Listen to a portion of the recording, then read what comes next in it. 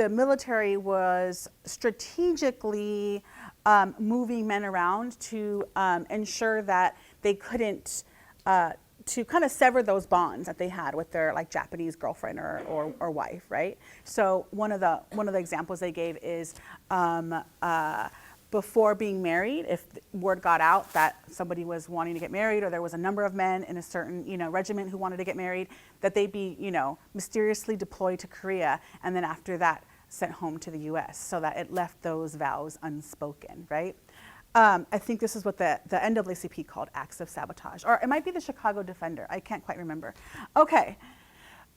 So I think we talked about most of these. The military had a non-fraternization policy, which prohibited prostitution.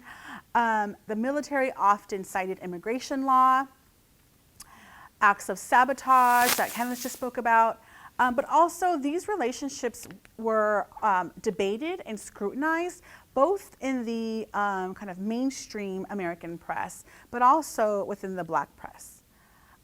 So let's talk a little bit about the immigration restrictions. So as you might recall from earlier classes, the 1924 National Origins Act essentially barred all immigration from Japan, and it also severely restricted immigration from Southern and Eastern Europe.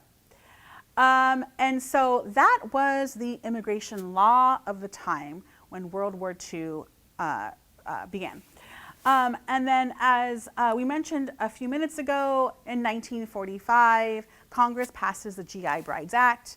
This is mostly to facilitate the immigration of European brides of American servicemen.